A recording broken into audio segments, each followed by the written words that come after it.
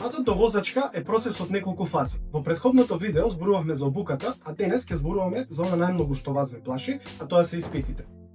Многумина од вас се прашуваат како се полага, што се полага, дали е тешко да се положи и така натаму. Јас сум Дејан од автошкола ДЕИВА, лиценциран предавач по теоретска настава и во денешното видео ќе го објасниме целиот процес на полагање.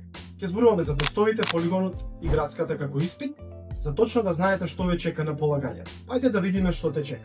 Значи денес зборуваме за испитите, а во минатите видеа кажавме дека патот до возачка е поделен во неколку дела и ги поминавме првиот и вториот дел, односно кажав све што треба да знаете за условите и обуката. Денес наред доаѓаат испитите. Кога ќе кажам испити, мислам на тест, полигон и градска. Многу е важно да знаете дека испитите за Б категорија се поделени на два дела, односно имаме теоретски дел и практичен. До тоа што кај практичниот дел имаме и прв и втор дел. Односно првиот дел ќе биде полигон, вториот ќе биде градска. Да напоменам веднаш, важно е да се знае, а тоа е дека секој од овие испити е услов за следниот. Што тоа значи? Тоа значи дека теоретскиот дел е услов за практичниот, односно полигонот услов за градската. Со други зборови, се додека не положам теоретски дел, односно тестови, не можам да идам на практичен дел, тоа значи не можам да полагам практичен дел, полигон. Се додека не положам полигон, не можам да полагам градска. Тоа е едноставно правилото кое што мора да се запази.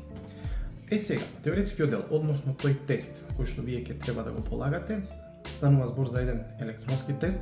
Значи на самиот ден на полагање, во моментот кога вие ќе притиснете започне го тестот, системот алгоритмот генерира еден тест од 31 прашање, кое што 31 прашање секогаш носи 120 можни поена.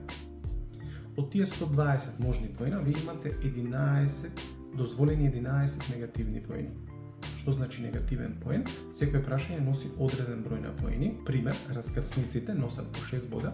И тоа би значило дека доколку погрешно одговорите раскрсницата, вие добивате 6 негативни поени. Што ќе каже, со 2 погрешно одговорени раскрсници, испитот е веднаш не положен. И сега за тоа 31 прашање, вие на располагање имате 60 минути за решавање на тој тест. 60 минути се повеќе од доволни за да успешно го положите тестот. Најчеста причина за неуспешно завршен испит е брзо или нечитање на прашањата до крај и нормално одење на испит неподготвен. Тоа значи дека со неутврдена материја, несовладена материја се излегува на испит и најчесто резултатот е неположен испит. Што би значило тоа со други зборови? Тоа ќе значи дека ќе треба повторно да пријавите, бидејќи се додека не положам тест, не можам да продолжам со следните испити, односно со практичниот дел од испит.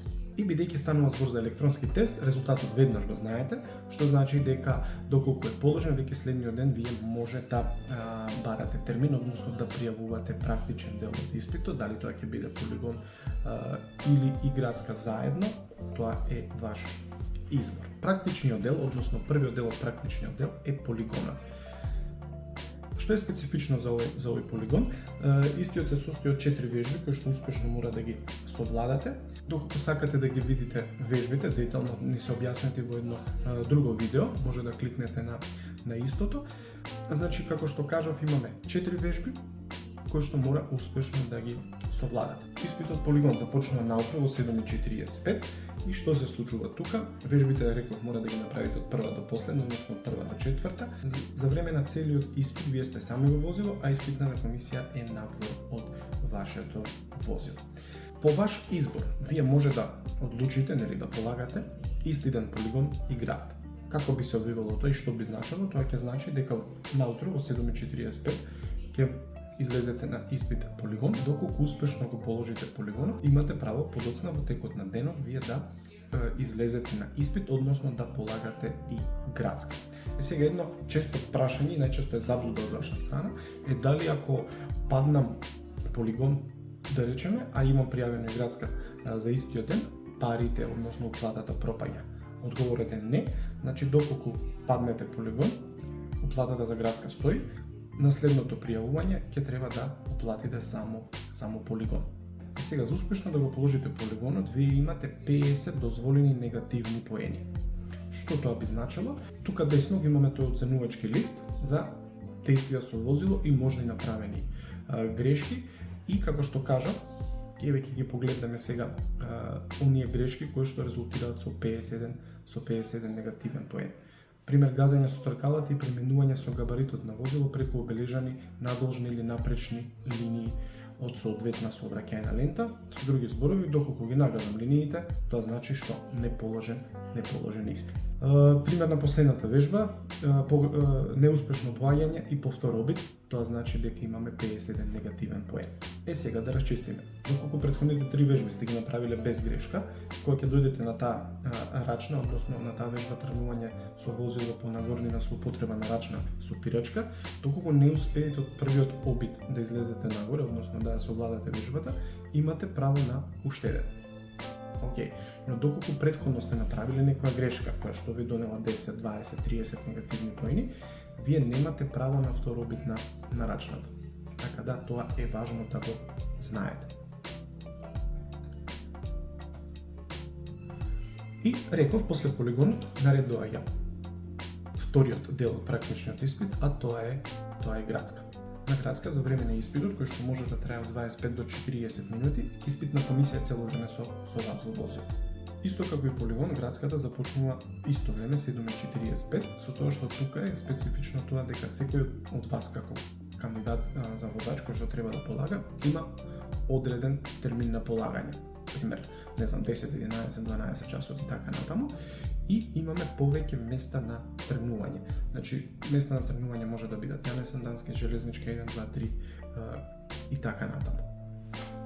Исто како и на полигонот, и тука имате 50 дозволени негативни поени. Што би значило тоа?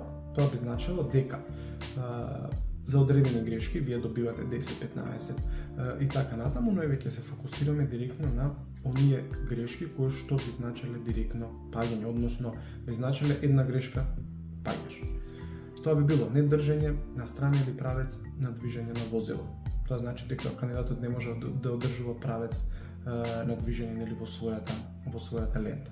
Потоа имаме една грешка која што често ја правите, е удирање со возило во рап на коловоз. Тоа значи дека ќе се качам на тротоарот, ќе го допрам тротоарот, односно тој рап на патот. Потоа имаме непочитување на првенствено минување на раскрсница регулирана со знаци. Па имаме непочитување на правила за првенствено минување.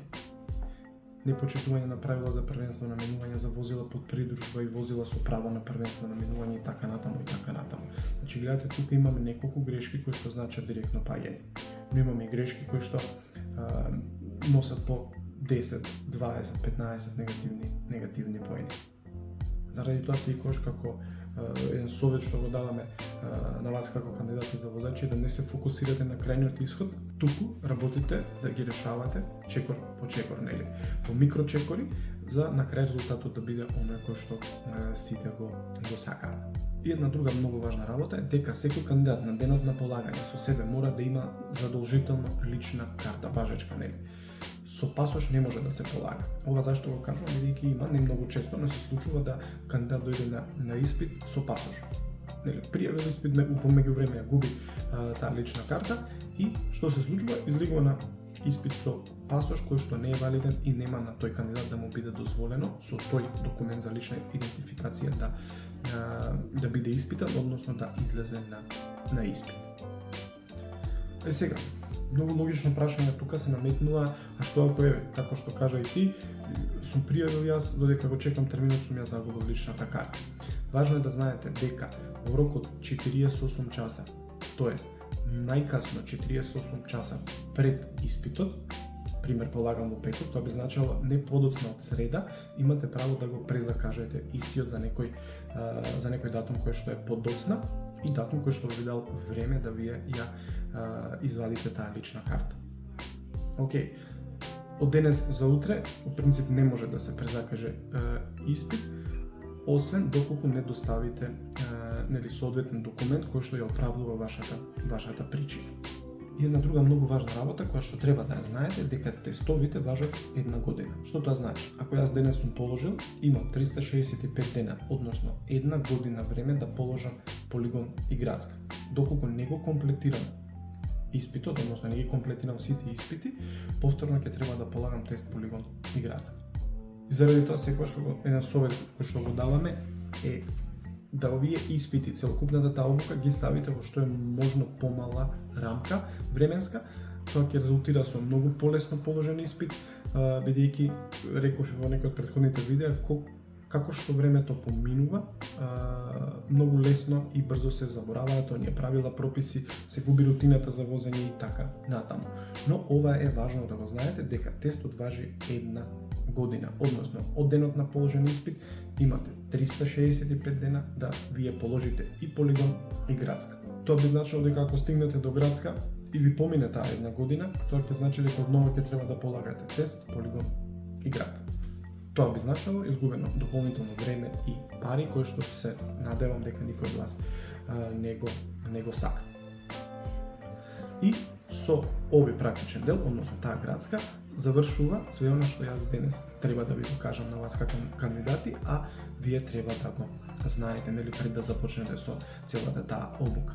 А на вас, доколку ви се допаѓа оваа содржина, ставете лайк, споделете го овој видео со некој кој што мислите дека треба да го знае и секако претплатете се на нашиот канал заради тоа што прикачуваме по едно видео секоја недела. Се гледаме.